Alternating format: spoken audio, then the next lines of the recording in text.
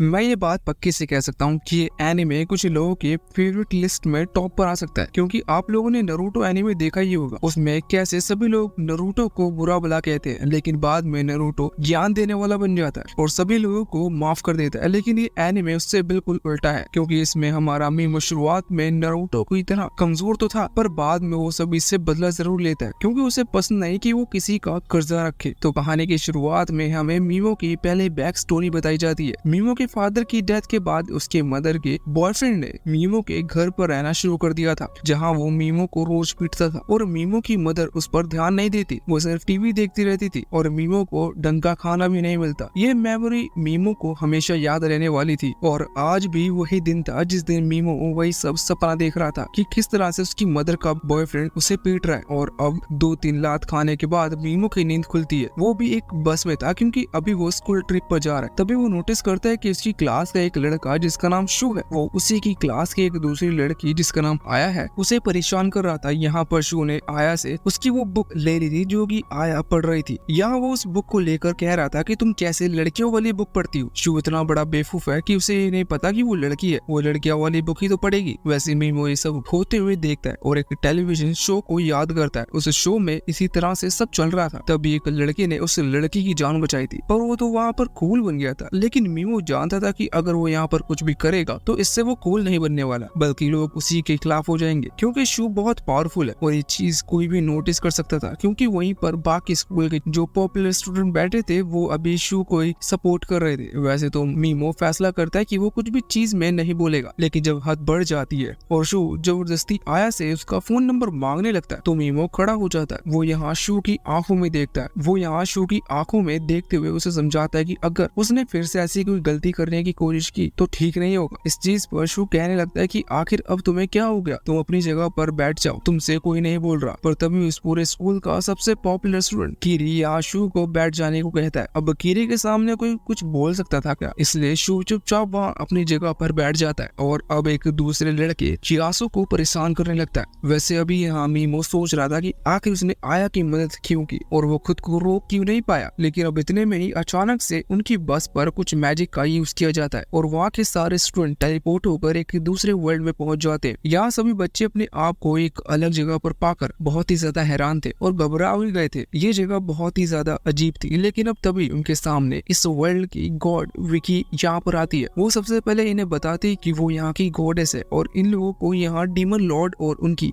Army को खत्म करने के लिए बुलाया है। वो कहते हैं कि जब भी डीमन लॉर्ड अपनी आर्मी के साथ इन पर हमला करता है तो वो इसी तरह से दूसरे वर्ल्ड के कुछ वर्ल्ड को समन करते हैं। वो बताते हैं कि आज से 200 साल पहले जब डीमन लॉर्ड ने हमला किया था तो उन्होंने अर्थ पर से कुछ लोगों को चुना था। बाद में उन लोगों के लगभग उस डीमन को हरा दिया था और उसकी आर्मी को पूरी तरह से खत्म कर दिया था। इसका मतलब इन लोगों को भी इसी काम के लिए यहाँ पर बुलाया गया है। हालांकि ये सुनने के बाद सभी स्टूडेंट हैरान थे और कह रहे थे कि कहीं ये कोई प्रैंक तो नहीं चल रहा। तभी उनका वो यूजलेस टीचर कहता है कि उन लोगों को बातें ना कर गॉडेस की बातों पर ध्यान देना चाहिए। वैसे दूसरी तरफ वहाँ मीमो अभी आसपास की जगह को नोटिस कर रहा था। वो देखता है कि वहाँ पर कुछ सोल्जर्स खड़े हुए जिन्होंने आर्मर पहन रखा है, जो कि नॉर्मल वर्ल्ड में अब के टाइम पर तो कोई यूज नहीं करता। साथ ही वो आसपास की जगह को भी देखता है और इस गॉडेस की आंखों को भी देखता है जो कि गोल्डन कलर की थी। वो सोच रहा था कि कहीं वो सपना तो नहीं देख रहा, लेकिन जब वो खुद को चिमटी काटता है तो उसे पता चलता है कि ये कोई सपना नहीं है। वैसे तभी वहाँ पर कीरी उस गॉडेस से पूछता है कि अगर उन्होंने उसकी बात नहीं मानी तो क्या होगा, जिस पर वो गॉडेस कहती है कि अगर वो उसकी बात ना मानना चाहे तो ना माने, बस इतना ध्यान रखे कि इसके बाद वो वापस नहीं लौट पाएंगे। इस पर कीरी भी कहता है कि क्या सच में यहाँ से लौटने का कोई रास्ता है, जिस पर गॉडेस कहते हैं कि हाँ उन्हें एक खास आइटम की जरूरत पड़ेगी उस रिवर्स स्पेल को कास्ट करने के लिए, लेकिन वो आइटम उन्हें तभी मिलेगा जब वो डीमन लॉर्ड खत्म हो जाएगा।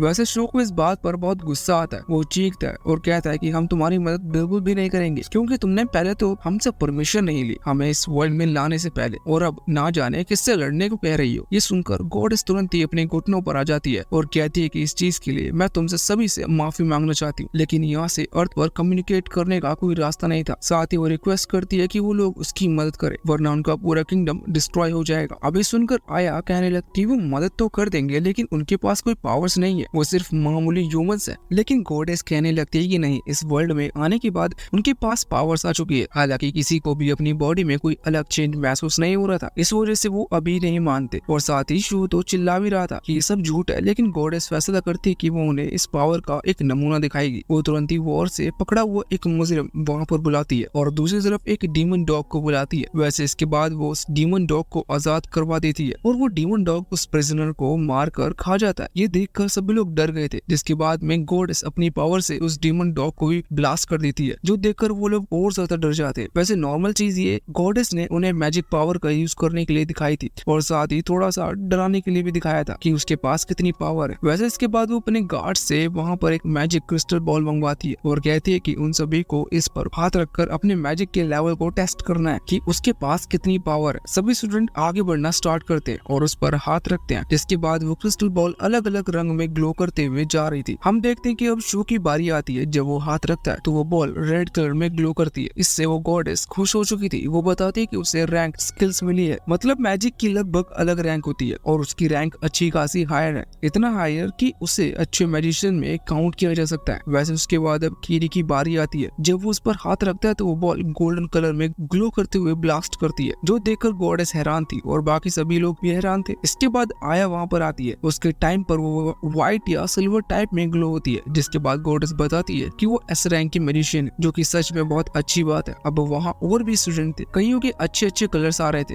और कुछ के एस रैंक भी आए थे। बाद में गॉडेस कहती है कि अभी तक हम सिर्फ नॉर्मल रैंक पोजीशन का अच्छा मानते और सोचते थे कि हम लकी, लेकिन हमें 3 एस रैंक मैजिशियन मिल चुके हैं, जो कि सच में एक बहुत बड़ी ज्यादा बात है। फाइनली अब मीमो की बारी आती है। मीमो वहाँ पर आता है और उस बॉल पर हाथ रखता है, जिसके बाद वो बॉल पर्पल कलर में ग्लो करती है और वो भी हल्का सा, जो देखकर उस गॉडेस को बिल्कुल भी खुशी नहीं हुई थी और वो कोई रिएक्शन ना देते हुए यहाँ दूसरे बंदे को बुलाती है। मीमो उससे पूछता है कि आखिर इस पर्पल लाइट का क्या मतलब है, लेकिन गॉडेस उसे कोई जवाब नहीं देती और उसे जाने का बोल देती है। मीमो समझ चुका था कि उसके पास कोई खास मैजिक पावर नहीं है, इसका मतलब इस वर्ल्ड में भी वो साइड कैरेक्टर बनकर रह जाएगा। वैसे मीमो के बाद यहाँ पर यासु को बुलाया गया था। यासु जब उस बॉल पर हाथ रखता है तो उसके टाइम पर वो ब्लैक बॉल हो जाती है, जो देख गॉडेस उसे बताते हैं कि असल में कलर बहुत पुराने वॉरियर का था और उसे सब डार्क वॉरियर कहते थे, जो कि फ्यूचर में चलकर सबसे ज्यादा स्ट्रॉन्गेस्ट बना था। और अब सभी स्टूडेंट का मैजिक चेक हो चुका था, इसलिए वो बताते कि उन्हें एक अलग रिचुअल परफॉर्म करना होगा। ये रिचुअल के बारे में ज्यादा कुछ बताने से पहले वो यहाँ मीमो को आगे बुलाते। मीमो खुशी खुशी आगे आता है। उसे लग रहा था कि शायद उसकी मैजिक पावर सच में किसी काम की है, लेकिन उसे वहाँ गॉडेस धक्का देकर नीचे उतारते, जहाँ नीचे एक फॉर्मेशन बना हुआ था। वो कहते हैं कि जो भी मैजिशियन यहाँ आकर ई रैंक पर आते हैं उन्हें वो लोग खत्म कर देते हैं, क्योंकि बाद में वो चलकर बाकी मैजिशियंस को प्रॉब्लम क्रिएट करते। और मीमो भी ई रैंक पर है, इसलिए उसे भी वो लोग खत्म करने वाले हैं। लेकिन अब जब उन्हें 3 एस रैंक मैजिशियन मिल चुके हैं और बाकी भी स्ट्रॉन्ग है, इसलिए वो मीमो को चांस दे रहे हैं और उसे खत्म नहीं कर रहे।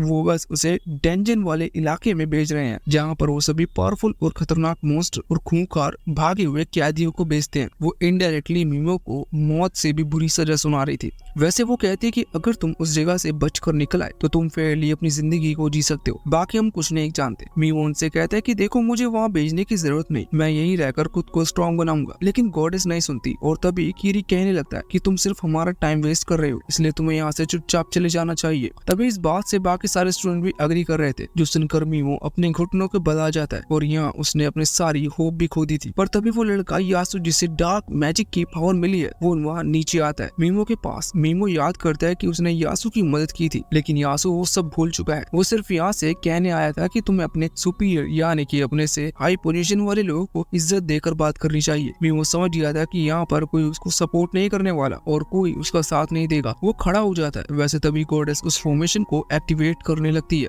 जिस दौरान आया चिल्लाती है और कहती है कि ये सब गलत हो रहा है, हम चाहें तो इसको रोक सकते हैं, लेकिन उसकी कोई नहीं सुनता। और तभी मीमो फ्रस्ट्रेशन में आकर अपना हाथ आगे करता है। वो गॉडेस की तरफ यहाँ पैरालाइज मैजिक का इस्तेमाल कर रहा था, जो कि उसे ई रैंक में होने की वजह से मिला है। लेकिन इस मैजिक स्पेल की एनर्जी इतनी कम थी कि गॉडेस उसे आराम से डिस्ट्रॉय कर देती है। तभी कीरी वहाँ हवा में अपनी पावर से एक स्पेल यूज करता है और इसके बाद वहाँ हवा में एक धमाका होता है। कीरी कहता है कि मैं बस अपनी पावर को थोड़ा सा नमूना देख रहा था, क्योंकि मुझे लगा कि मेरी पावर कहीं मीमो जैसी तो कमजोर नहीं। यहाँ पर वो सिर्फ मीमो का मजाक उड़ा रहे थे। मीमो ने आज बहुत झेला था, आज बहुत कुछ झेला था, इसलिए वो उदास हो चुका था। वैसे तो लड़के शायद कभी रोते होंगे, लेकिन उसकी आंखों आंखों में आंसू थे। साथ ही यहाँ पर वो अपनी पुरानी मेमोरीज को याद करते हुए भी उदास था। वो अपनी पुरानी मेमोरीज को याद करते हुए भी बहुत उदास था, लेकिन उन्हीं पुरानी मेमोरीज में उसकी तब की सोल उससे सामने आती है और उससे कहती है कि तुम ये नाटक किसको करके दिखा रहे हो, यहाँ पर तुम्हारे और मेरे अलावा और कोई नहीं है। तुम हमेशा से एक अच्छे पर्सन बनने का नाटक करते आ रहे हो, जो कि तुम्हें नहीं होना। अब बारी है तुम्हारी असली फीलिंग को सभी के सामने लाने की। जिसके बाद मीमो के चेहरे पर ईविल स्माइल थी। वो यहाँ विकी को कुछ अनसेंसर्ड गाली देते हुए कहता है कि वो तैयारी करके रखे, क्योंकि मीमो वापस लौट कर जरूर आएगा। और इतना कहते ही वो वहाँ से टेलीपोर्ट हो चुका था। वैसे इसके बाद वो एक अंधेरी वाली जगह पर पहुंच चुका था, जहाँ उसे कुछ नहीं दिख रहा था। हालांकि वो कोशिश करता है कि वो अपने स्टेयर्स को देख पाए, जिससे उसे पता लगे कि उसके पास किस तरह की मैजिक पावर है और उसकी एनर्जी कितनी है। लेकिन स्टेयर्स यहाँ ओपन ही नहीं होते, क्योंकि यहाँ बहुत अंधेरा था। तभी मीमो उस थैले को निकालता है जो कि वहाँ उसे गॉडेस से मिला था। वो उस थैले पर थोड़ी सी एनर्जी डालता है और वहाँ पर थैला ग्लो करने लगता है। ग्लो होते ही मीमो आसपास बहुत सारे स्केलेटन को नोटिस करता है। वो सोचता है कि आखिर इन लोगों को किसने खत्म किया होगा। अब तभी अचानक से उसके पीछे एक मॉन्स्टर आकर उसके ऊपर हमला कर देता है, पर किस्मत से मीमो उस अटैक से बच चुका था और इसके बाद अब वो वहाँ से भागने लगता है। अभी वो सोच रहा था कि उसे उससे पीछे मुड़कर लड़ना चाहिए, वरना वो तो कमजोर ही रह जाएगा। लेकिन वो जानता था कि उसके लेवल में और इस मॉन्स्टर के लेवल में बहुत अंतर है, इसलिए वो कोशिश भी नहीं करता। हालांकि तभी उसका पैर फिसलता है और वो नीचे गिर जाता है, जिसके बाद वो मॉन्स्टर उस पर हमला कर उसे खत्म करने वाला था। लेकिन मीमो आखिरी कोशिश के लिए यहाँ अपने पैरालाइज स्पेल का एक बार फिर से इस्तेमाल करता है। वो ये देखकर हैरान था कि इस बार उसका स्पेल काम कर गया। हालांकि फिर आगे कुछ भी सोचने से पहले वो तुरंत ही वहाँ से भागता है। अभी भागते हुए वो उस गुफा के एंड पर पहुंच गया था, जहाँ उसकी मुलाकात एक और बर्ड मॉन्स्टर से होती है जो उसकी तरफ हमला कर रही थी। लेकिन मीमो एक बार फिर से पैरालाइज स्पेल का इस्तेमाल करता है और उस बर्ड मॉन्स्टर को भी पैरालाइज कर देता है। मीमो सोच रहा था कि ये कैसे हो सकता है, क्योंकि गॉड पर तो इस स्पेल का इस्तेमाल ही नहीं हुआ। लेकिन वो सोचता है कि शायद वो लकी है, पर वो थक चुका था, इसलिए अब वो यहाँ अपने स्टेटस को बाहर निकालता है। उसके स्टेटस में उसे पता चलता है कि उसके पास बिल्कुल भी एमपी नहीं बची है। एमपी का फुल फॉर्म मध्य प्रदेश नहीं है, बल्कि इसका मतलब शायद माना पोटेंशियल है।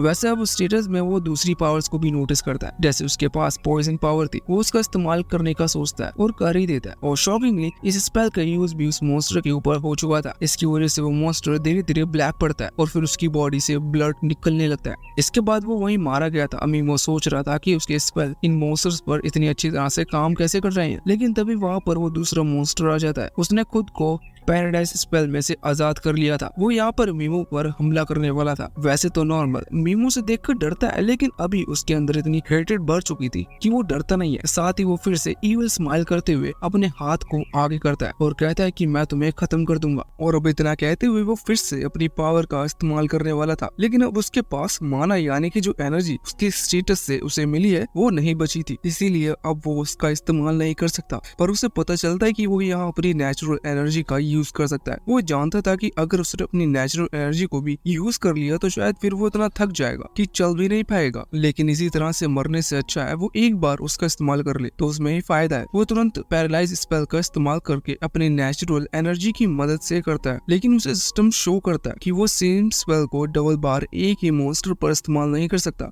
मीमो सोचता है कि अब उसे और कुछ सोचना होगा। पॉइजन स्पेल डायरेक्ट यूज नहीं किया जा सकता, जिसके बाद मीमो ने पॉइजन स्पेल का इस्तेमाल किया था और उस मॉन्स्टर को वहीं खत्म कर दिया था। लेकिन इन दोनों मामूली से ही मॉन्स्टर अटैक से मीमो बहुत ज्यादा थक चुका था। पर अच्छा है कि किसी तरह से उसकी जान यहाँ बच चुकी है। पर उसी दौरान वो सामने से कुछ और मॉन्स्टर्स को आता हुआ देखता है। अभी उसने हार नहीं मानी थी, क्योंकि उसे पता है कि वो अपनी नेचुरल एनर्जी का भी अभी इस्तेमाल कर सकता है। वो तुरंत उन मॉन्स्टर्स पर भी पैरालाइज स्पेल यूज करने लगता है। उसके इन स्पेल का यूज करने से वो मॉन्स्टर भले ही रुक जा रहे थे, लेकिन जैसे ही वो एक मॉन्स्टर पर हमला करता है तो इतने में दूसरा 2 या 3 मॉन्स्टर वहाँ ऑलरेडी आ जाते हैं, जिस वजह से मीमो को रेस्ट करने का टाइम नहीं मिल रहा था और उसकी एनर्जी डिक्रीज होती जा रही थी। देखते देखते वो वहाँ कई सारे मॉन्स्टर पर अपने इस स्पेल का इस्तेमाल करता है, जिसके बाद वो इतना थक चुका था कि लगभग बेहोश होने वाला था। लेकिन वो किसी तरह से खुद को होश में रखता है। वो देखता है कि उसकी नेचुरल एनर्जी पूरी तरह से खत्म हो चुकी है, लेकिन अभी भी वहाँ पर बहुत सारे मॉन्स्टर्स थे। इसी वजह से वो फिर से अपना हाथ आगे करता है और बिना एनर्जी के ही वो सेम पैरालाइज स्पेल का यूज करने की कोशिश करता है। नॉर्मल सी बात थी कि उसके पास अगर एनर्जी नहीं है हैं तो उसका अटैक काम नहीं करेगा। इस वजह से उसने खुद ने ही होप खो दी थी, वो बस चेक करने के लिए हमला कर रहा था, लेकिन शॉकिंगली उसका अटैक काम कर जाता है। वैसे यहाँ कोई अनफेयर बात नहीं थी, मीमो का लेवल असल में लेवल 1 से सीधा 258 पर पहुंच चुका है। ये कोई अनफेयर बात नहीं थी, क्योंकि इसका रीजन ये है कि मीमो ने जिन मॉन्स्टर्स को शुरुआत में पैरालाइज किया और उनके ऊपर पॉइजन स्पेल का इस्तेमाल किया, वो तब नहीं मरे थे, उनकी बॉडी में सिर्फ पॉइजन फैला था और उस दौरान वो पैरालाइज थे। लेकिन धीरे धीरे अब वो मर रहे हैं और वो मॉन्स्टर कोई मामूली मॉन्स्टर नहीं है। भले ही मीमो के लिए उन्हें खत्म करना आसान था, लेकिन नॉर्मल अगर कोई भी यहाँ पहुंचता है तो वो यहाँ सरवाइव नहीं कर पाता। इस चीज का रीजन हमें आगे पता चलेगा। तो इतने सारे मॉन्स्टर्स को मारने के बाद मीमो को जो एक्सपीरियंस पॉइंट्स मिले थे वो बहुत ही ज्यादा मात्रा में मिले, जिसकी वजह से उसके एक साथ लेवल बहुत ज्यादा बढ़ चुका था और साथ ही उसे एक्स्ट्रा एनर्जी भी मिल चुकी थी, क्योंकि अब एनर्जी कैपेसिटी भी उसकी बढ़ चुकी है। वो तुरंत ही यहाँ उन मॉन्स्टर्स पर हमला करना शुरू कर देता है। इस बीच उसे पता चलता है कि अब उसका पैरालाइज स्पेल लेवल 2 पर पहुंच चुका है। अभी पहले जो लेवल बढ़ा था वो मीमो का खुद का लेवल था और यहाँ उसके स्पेल का लेवल बढ़ रहा है। लेवल बढ़ने की वजह से मीमो इस वक्त एक से ज्यादा मॉन्स्टर को एक ही बार में टारगेट कर सकता है। हालांकि उन्हें टारगेट करते वक्त मीमो को ये चीज पता चलती है कि उसके स्पेल की एक लिमिट भी है, जैसे वो पीछे किसी मॉन्स्टर पर हमला नहीं कर सकता। साथ ही एक दूरी है जहाँ तक उसके स्पेल जा सकते हैं, उससे अगर उसे हमला करना है तो उसे आगे बढ़कर हमला करना होगा। वैसे अभी उसे मजा आ रहा था, इसलिए वो तुरंत ही ज्यादा से ज्यादा जितना हो सके उतने मॉन्स्टर्स पर अपने पैरालाइज स्पेल का यूज करता है और इसके बाद पॉइजन स्पेल से उन्हें खत्म करने लगता है। हालांकि इसी दौरान उसके इस पॉइजन स्पेल का भी लेवल बढ़ गया था और वो भी लेवल 2 पर पहुंच चुका था। वो देखता है कि लगभग उसने यहाँ के सारे मॉन्स्टर्स को बहुत ही जल्दी खत्म कर दिया है। हालांकि अभी तक वो पूरी तरह से मरे नहीं है, लेकिन कुछ ही देर में वो मारे जाएंगे। अभी मीमो सोच रहा था कि इस गुफा में उसकी जिंदा बचने के सक्सेस रेट बहुत ज्यादा बढ़ चुके हैं, लेकिन फिर भी यहाँ सर्वाइव करने के लिए सबसे ज्यादा इम्पोर्टेंट चीज है उसकी एनर्जी, जो कि उसे बचानी होगी। वो अपने स्टेटस को ओपन करता है, उसे पता चलता है कि उसके पास 8,500 कैपेसिटी हो चुकी है एनर्जी स्टोर करने की। वो इस चीज से खुश था और उसके पास अभी बहुत ज्यादा एनर्जी भी है, फिर भी वो बैठ जाता है। वो सोचता है कि उसके अपनी एनर्जी को लगभग हमेशा फुल कर रखना होगा, जिससे अगर पावरफुल मॉन्स्टर आते हैं तो उनसे लड़ सके, क्योंकि उसे नहीं लगता कि लेवल 2 जितने मामूली स्पेल से वो पावरफुल मॉन्स्टर्स को रोक पाएगा। उसके हिसाब से मॉन्स्टर कमजोर है। वैसे तभी वो नोटिस करता है कि उसकी जो स्लीपिंग स्पेल है वो अभी लेवल 1 पर है, इसलिए वो इसका इस्तेमाल भी इन मॉन्स्टर्स के ऊपर करता है और उसे भी लेवल 2 पर ले आता है। उसी दौरान वो मॉन्स्टर मरने लगे थे, जिस वजह से उसका लेवल और ज्यादा इंक्रीज हो रहा था। देखते ही देखते वो 350 लेवल पर भी पहुंच जाता है। वैसे अभी वो सारे मॉन्स्टर्स मरे नहीं थे।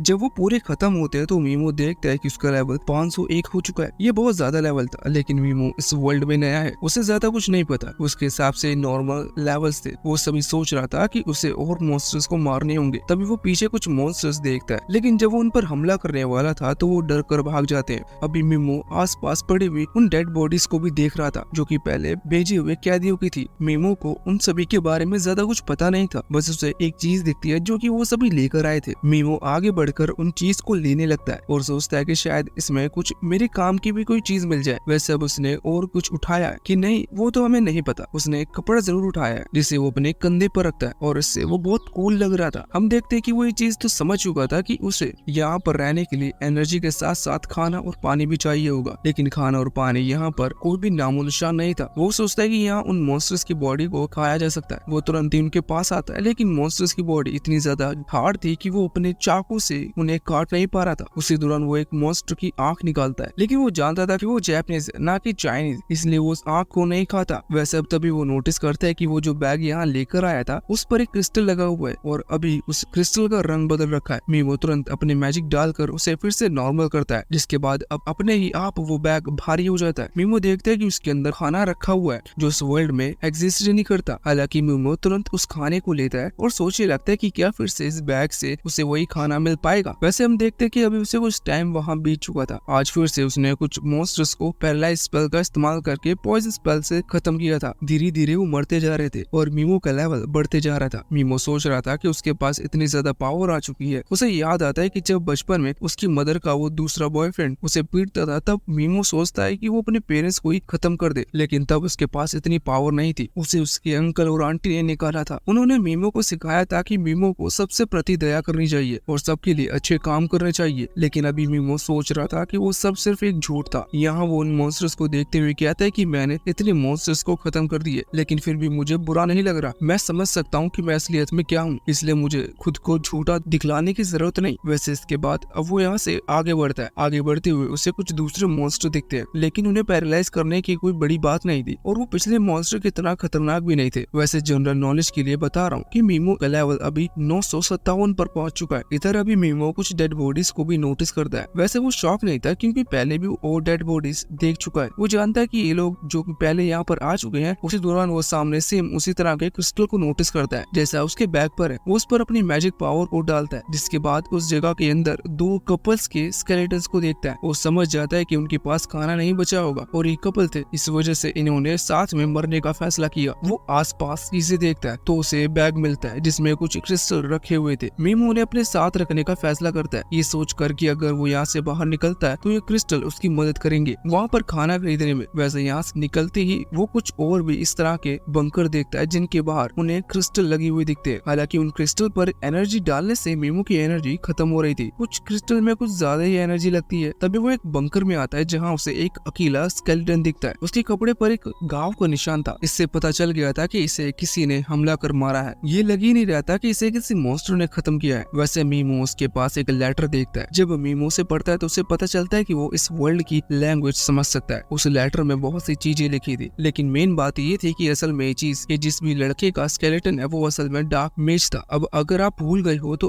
अभी कुछ ही समय पहले हमने जाना था कि यासु यानी कि मीमो का वो नकली दोस्त जिससे बॉल में ब्लैक कलर मिला था, उसे गॉडेस ने बताया कि वो बहुत समय पहले एक मेज यहाँ पर आया था जिसे डार्क मेज कहा जाता था। ये वही डार्क मेज है, ये सबसे ज्यादा स्ट्रॉन्गेस्ट है। मीमो उसकी हालत देखकर समझ जाता है कि जैसे ही गॉडेस ने इससे अपना काम निकलवाया तो उसने इसे यहाँ भेज दिया। वो मन में कहता है कि गॉडेस ने बताया कि उसने इन सभी को डीमन किंगडम के खिलाफ लड़ने के लिए बुलाया था, लेकिन गॉडेस किसी डीमन से कम नहीं है। वैसे अब तभी मीमो वहीं पर एक बुक देखता है। इस बुक में कई सारी मेडिसिन और कई तरह के मैजिक आइटम्स के बारे में लिखा हुआ था, जिन्हें अगर कोई भी चाहे तो खुद से पढ़कर बना सकता है। मीमो सोचता है कि ये उसके बहुत काम आएगी। साथ ही उसे एक मैप टाइप की चीज दिखती है जो कि किसी फॉरबिडन स्पेल और मैजिक के बारे में थी, लेकिन मीमो को इस चीज पर क्या लिखा है ये चीज समझ में नहीं आती। पर वो जानता था कि ये कुछ काम की चीज नहीं है और शायद फ्यूचर में वो इस चीज का पता लगा ले। वैसे अब यहाँ से निकलने से पहले वो किताब में एक लाइन देखता है जो कि पहले से नहीं लिखी हुई थी, बल्कि वो किसी ने अपने ब्लड से लिखी है। उस पर लिखा था जो भी इसे पढ़ रहा है वो सोल लीडर से संभल के रहे, क्योंकि उसी ने इस सभी को खत्म किया है। वैसे अब वो यहाँ से निकल पड़ता है, तभी उसे सामने एक गेट दिखता है। वो सोचता है कि शायद यही यहाँ से बाहर निकलने का रास्ता होगा। वैसे निकलने से पहले वो एक और बार अपने स्टेटस को चेक करता है। उसे पता चलता है कि उसका लेवल 1228 हो चुका है। वो सोचता है कि इतना लेवल तो काफी होगा उस सोल लीडर वाले क्रिएचर को खत्म करने के लिए। वो आगे बढ़ता है और उस गेट के अंदर एंटर करता है। यहाँ अंदर आकर वो अभी अपने सामने एक अजीब सी बॉडी को देख पा रहा था। उसके सर पर एक क्रिस्टल लगने की वजह से भी मीमो सोचता है कि शायद उसे वहाँ क्रिस्टल लगाकर इसे जिंदा करना होगा। वो लेकिन ये भी सोचता है कि इसे जिंदा करने से अच्छा है कि वो पहले इसे खत्म कर दे। अब वो इतने रेडियस में आता है जहाँ से वो अपने स्पेल को यूज कर सकता है, लेकिन जैसे वो अपने स्पेल को एक्टिवेट करने वाला था तभी उस स्टैचू में से एक बीम निकलकर मीमो के हाथ पर लगती है और उसका हाथ इंजर्ड हो जाता है। वो हैरान था और अभी वो कुछ देर के लिए छिप गया था। वो जानता था कि ये पावर उसे इसलिए हिट की है क्योंकि उसने एक स्पेल यूज करने की कोशिश की बिना स्पेल यूज करे। यहाँ से निकल पाना नामुमकिन है और उसे स्पेल करने के लिए कुछ टाइम चाहिए क्योंकि उसे पूरा स्पेल बोलना पड़ता है। वैसे अगर वो कुछ ही देर से इस स्पेल का इस्तेमाल कर पाता तो शायद वो बच सकता था, लेकिन उसके लेवल के हिसाब से वो इससे ज्यादा दूर नहीं जा सकता, वरना स्पेल वहाँ तक नहीं पहुँच पाएगा। वो मन में कहता है कि क्या आप फिर से उसे वापस लौट कर और मॉन्स्टर खत्म कर अपने लेवल को और ज्यादा बढ़ाना चाहिए। पर फिर अगले ही पल उसके मन में ये भी आता है कि इससे कोई फायदा नहीं। अगर वो अपने स्पेल का यूज ही नहीं कर पाया तो वो कितना भी लेवल क्यों ना बढ़ा ले, लेकिन इससे कुछ नहीं होगा। अब तभी वो नोटिस करता है कि सोल लीडर का वो स्टैचू मूव कर रहा है। वो अभी सोच रहा था कि इस वजह से कोई यहाँ से नहीं निकल पाया, इसका मतलब इसे खत्म कर यहाँ से निकला जा सकता है। वैसे इसके बाद तभी सीन चेंज होता है और वो जिस जगह के अंदर कैद है उस जगह के बाहर का सीन आता है। यहाँ हम एक लड़की को भागता हुआ किसी जगह पर आता हुआ देखते हैं। वो अभी किसी से डर कर भाग रही थी, शायद कोई उसका पीछा कर रहा है। वैसे वो फैसला करते है कि वो कहीं छिपेगी जब तक कि जो उसका पीछा कर रहा है वो यहाँ से निकल ना जाए। अब तभी वापस से सीन यहाँ मीमो के पास आता है। हम देखते हैं कि अभी वो जो सोल लीडर का स्टैचू मूव कर रहा था वो यहाँ बाहर आता है और बाहर आकर अपने मुंह से कुछ अजीब सी चीज निकालने लगता है। उसने मीमो को देख लिया था, लेकिन वो मीमो पर हमला नहीं कर रहा था। वैसे उसके मुंह से निकलने वाली वो अजीब सी चीज कुछ ह्यूमन मॉन्स्टर्स में बदल जाती है। मीमो जानता था कि ये मॉन्स्टर्स हैं, लेकिन ये ह्यूमंस की तरह दिख रहे हैं, इसलिए वो सिर्फ उन्हें पैरालाइज कर पाता है। वो उन्हें पॉइजन नहीं दे रहा था। उसी दौरान सोल लीडर का वो स्टैचू पास की दीवार तोड़ते हुए अपने फेस को बाहर निकालता है। वो सिर्फ मीमो को देखना चाहता था। मीमो समझ चुका था कि स्टैचू ये देखना चाहता है कि मीमो इन इंसानों को किस हालत में देखते हुए कैसा रिएक्ट करता है। अब वो मीमो ज्यादा रिएक्शन नहीं दे रहा रहा था। इस वजह से सोल लीडर और ज्यादा उसी की तरह से सेम मॉन्स्टर क्रिएट करने लगता है। मीमो भले ही उन्हें पैरालाइज कर रहा था, लेकिन वो इतने थे कि वो मीमो के करीब आते जा रहे थे। मीमो ने पॉइजन नहीं दे पा रहा था, वो घबरा रहा था और कह रहा था कि रुक जाओ, साथ ही वो मदद के लिए चिल्लाता है, लेकिन कोई उसकी आवाज सुनने वाला नहीं था। जो देखकर सोल लीडर वो स्टैचू जोर जोर से हंस रहा था। वैसे देखा जाए तो एक स्टैचू नहीं बल्कि खुद सोल लीडर ही है, और हमें लगा कि शायद इसके बाद सोल लीडर आएगा, लेकिन उसकी सोल